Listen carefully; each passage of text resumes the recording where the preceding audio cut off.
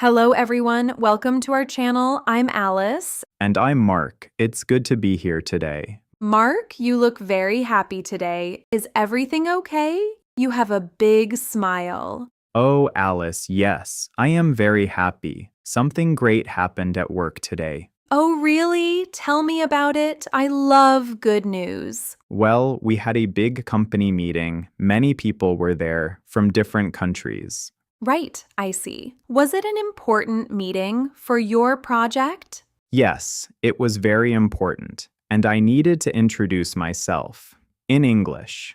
Oh, wow. That can be a bit scary. I know. How did it go? It went great. I finished my self-introduction, all in English. That's amazing, Mark. I am so happy for you. I know you sometimes feel nervous about speaking English. Yes, I really do. Usually my heart beats fast. My hands get a little sweaty. I understand that feeling completely. It's like your brain just stops working, right? Exactly. Last year, I had to introduce a new software. I practiced a lot, but when I stood up, my mind went blank. Oh no. What happened then? I forgot many words. I spoke very slowly. My colleague David had to help me. It was a little embarrassing. That must have felt tough. It's hard when you want to speak well, but the words don't come out. Yes, it was. After that, I didn't want to speak English in meetings. I just listened. I felt shy. I think many people feel that way. You know, it's a common problem. My friend Sarah also told me she feels nervous. She works in a small design studio. Sometimes they have online calls with clients from other countries.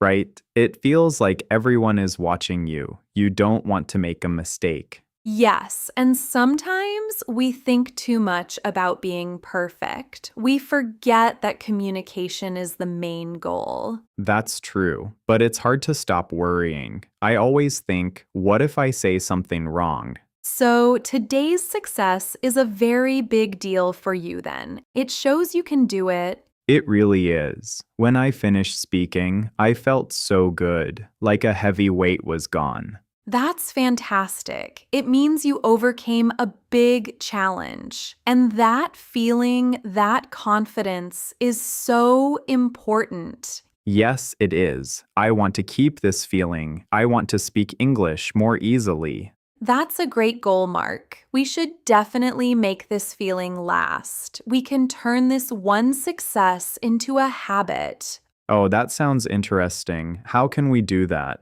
Well, I have 3 simple ideas. They can help you keep this confidence growing. Okay, I'm listening. Tell me the first idea. My first idea is to use social media. Social media, like posting pictures? Yes, but with a twist. You can share your feelings about today in English. Just a short post. You mean like, I had a good meeting today? Exactly. Or, I felt proud after my presentation. You can add a photo if you want, a photo of your desk or maybe your coffee cup, something small. That sounds easy, but what if my English is not perfect? What if I make a mistake? That's okay, Mark. Nobody is perfect. The goal is to just use English, to practice. People on social media are usually kind. They will understand. I see. So I can just write, today I spoke English at work. I felt happy. Yes, that's perfect. You can also describe the meeting room a little. The meeting room was very bright. Many people listened. It makes it more real. Okay, I can try that. My friend Tom always posts about his cooking in English. He shares recipes. He told me it helps him learn new words. See, it's a great way to practice, and it makes English a part of your daily life, not just something for work. All right, I like that first idea. What's the second one? The second idea is to find an English practice friend.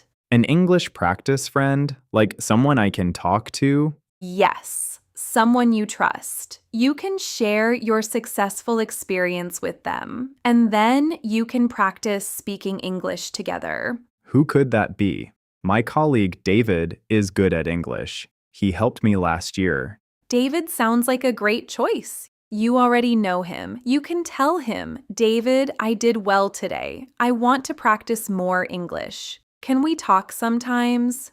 That feels a little strange to ask. What if he is busy? You can start small, maybe just a 5-minute chat once a week. You can talk about your day or a movie you watched, just simple things. So I could tell David about my meeting today in English, and he could listen. Yes, exactly. And he can give you feedback if you want, or just be a good listener. The most important thing is to have a safe space to speak, a place where you don't feel judged. That makes sense. I remember my old English teacher always said, practice makes perfect. But it's hard to practice alone. Right, a friend makes it fun. You can even meet at a cafe, order coffee in English. It's like a small adventure. Oh, that's a good idea. There's a new cafe near my office. It has big windows and plays jazz music. I could ask David to go there. Perfect. It makes the practice more enjoyable. So that's 2 ideas. What about the third one? I'm curious about the third one. The third idea is to describe your best thing of the day in English before you sleep. Before sleep? Like in my head? You can do it in your head, or you can write it down in a small notebook. Just 1 or 2 sentences. So tonight I could think, today I spoke English well. I felt proud. Yes, or you can add more details. The boss smiled at me. My words were clear. It helps you remember the good feelings. It also helps your brain think in English. That's interesting. It's like a mini diary. Exactly. And it doesn't take much time, just a minute or 2. It's a quiet moment for yourself. It helps you focus on the positive. I often just think about work problems before sleep. This sounds like a nice change. It is. It helps your brain relax, and it builds a strong connection between English and good feelings. Every day, you will look for that best thing to describe. So I'm looking for a good moment, and then I try to say it in English. Yes, that's the habit. It can be anything. I saw a cute dog today. Or, my lunch was very tasty. Simple things. Okay, I think I can do these 3 things. They don't sound too hard. They are small steps, Mark, but small steps lead to big changes. This one success today is your starting point. I feel good just thinking about it. Today's meeting was in a big room. It had a large screen. My manager, Mr. Lee, was sitting in the front row. Oh, wow, that must have added to the pressure. Yes, it did. Before my turn, I felt my hands shaking a little. I took a deep breath. I looked at my notes. And what happened when you started speaking? I started with, "Good morning, everyone." My voice was a little shaky at first. But then I remembered my practice. I had practiced in front of my mirror. That's a smart move. Practice helps so much. Yes. I talked about my role in the project, and then I introduced myself. My name is Mark. I am a software engineer. I spoke clearly. That's wonderful, Mark. You kept going. Yes. And I looked at people's faces. They were listening. Some nodded. I felt a little more confident with each sentence. When I finished, Mr. Lee smiled at me. He gave me a thumbs up. Oh, that's such a great feeling to get that positive feedback. It was. I walked back to my seat, feeling tall, like I could do anything. It was a small victory, but it felt huge to me. It is a huge victory, Mark. It shows your hard work paid off. You know, I had a similar experience last month. I tried a new painting class. I'm not good at drawing. Oh, really? What did you paint? We had to paint a landscape. A field with trees. My first try was terrible, like a child's drawing. I felt so frustrated. I can imagine. It's tough when you try something new. Yes, but the teacher said, just try again. Don't think too much. So I tried another one, and it was a little bit better. Not perfect, but better. And how did that make you feel? I felt a small spark of hope, like, okay, I can learn this. It wasn't about being an artist, it was about trying and seeing a little improvement, just like your English today. That's a good point. It's the feeling of making progress. Exactly. So, Mark, let's recap these 3 simple habits. Okay, first, post something in English on social media about today's good feeling.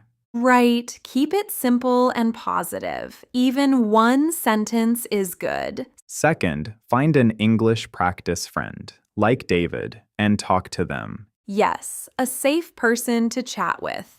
It can be short, just a few minutes. And third, before sleeping, describe the best thing of the day in English. Just a few words or sentences. It helps your brain connect English with positive memories. I feel ready to start these today. It makes me excited for tomorrow. That's the spirit. It's all about taking these small, happy moments and making them a part of your everyday life. It helps you build confidence little by little. I think these habits will help me feel more comfortable with English and make learning fun. Yes, that's the goal. It's about enjoying the process and seeing how much you can grow. So, listeners, we hope these ideas help you too. If you have a small win today, share it in English. You can even try one of our ideas. Tell us about your small success. We would love to hear it. Yes, you can comment below or share your thoughts on our social media. Thank you for listening today. See you next time. Bye. Bye, everyone.